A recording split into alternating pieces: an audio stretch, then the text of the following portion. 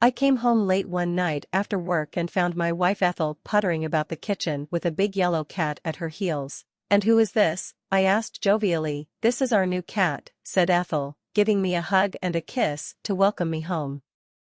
She just appeared at the kitchen door and wanted to come in. None of the neighbors know where she came from, so I guess she's ours. It will be nice to have some company around the house. I bent down and scratched the yellow cat under the chin. She purred and stretched. "Well, I think our income can stretch far enough to feed three," I said. My son had taken over my job at the mercantile and my wife and I were enjoying a leisurely old age. I liked to keep busy though, and so I spent a few hours every day cutting and hauling wood to be used at the mill. I went out to milk the cow, and when I came back in, Ethel gave the cat some cream in a saucer. We sat on the porch after dinner, and the cat sat with us. "You are a very nice kitty," I said to her. She purred loudly. "Donald," Ethel said. She sounded worried. I turned to look at her. The neighbors acted rather oddly when I told them about the cat. They seemed to think she was a ghost or a witch of some sort, transformed into a cat. They told me to get rid of her. "A witch?" I asked, and laughed heartily. "Are you a witch, little cat?" The cat yawned and stretched. Reluctantly, Ethel started to laugh with me. It seemed such a ludicrous notion. We sat watching the beautiful sunset, and then took ourselves to bed. The cat quickly became an essential part of our household. She would purr us awake each morning, and would beg for cream when I brought in the morning's milking. She followed Ethel around supervising her work during the day and would sit by the fire at night while we read aloud. The days became shorter as autumn approached, and often I would work until nearly sunset, cutting and hauling wood. One night in October, I didn't finish hauling my last load until dusk. As soon as I had piled the last log, I started down the road, hoping to get home before dark since I had not brought a lantern with me. I rounded a corner and saw a group of black cats standing in the middle of the road. They were nearly invisible in the growing dark. As I drew nearer, I saw that they were carrying a stretcher between them. I stopped and rubbed my eyes. That was impossible. When I looked again, the stretcher was still there, and there was a little dead cat lying on it. I was astonished.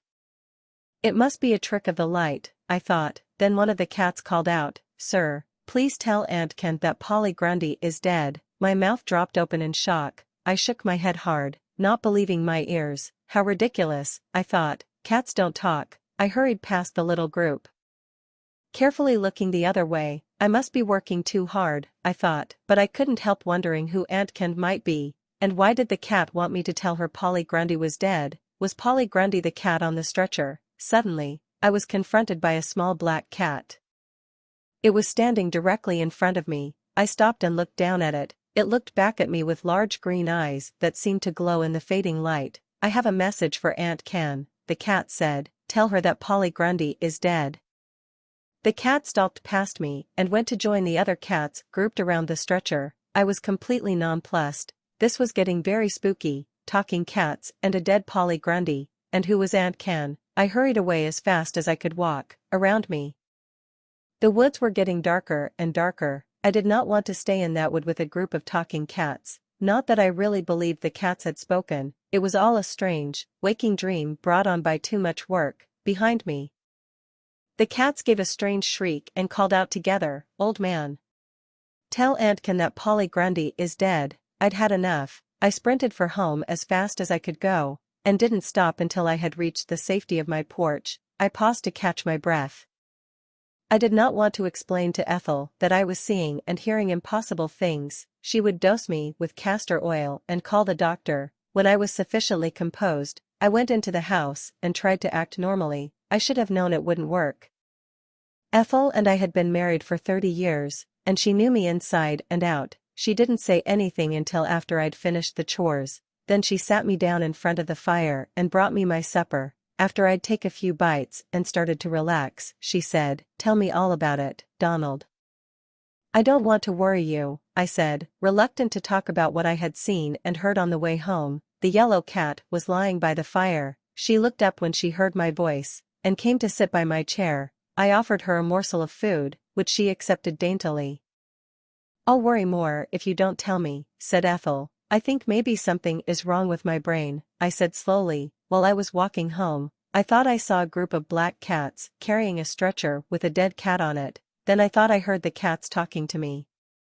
They asked me to tell Aunt Ken that Polly Grundy was dead. The yellow cat leapt up onto the windowsill. Polly Grundy is dead, she cried. Then I am the queen of the witches. She switched her tail and the window flew open with a bang.